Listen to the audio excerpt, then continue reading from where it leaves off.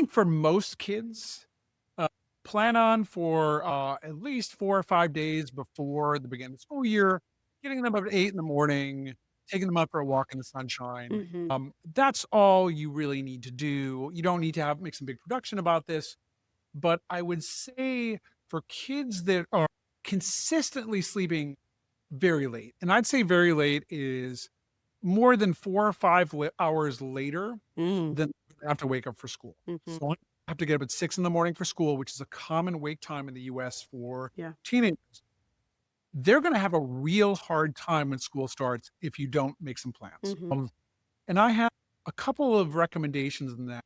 And the first is actually you've got to talk with your child about this issue. If you're trying to roll out some changes and they don't understand why or aren't on board, it's just going to create a lot of conflict. Be like, hey, I noticed you've been sleeping pretty late. You're starting school in a couple of weeks. That's going to be pretty rough. I think that might be pretty rough for you. And just talk to them a little bit about it. And I'd say if this is causing a lot of conflict in your house or you're really worried about it, it would be worth taking to your child's pediatrician. Sometimes having another adult who is not you talk about why this is important can break through in a way that the fact is we all know even when I don't want to get content warning here. I would recognize that my parents would be right about stuff, but if they told me stuff, I still wouldn't want to do it because if they were my parents Right.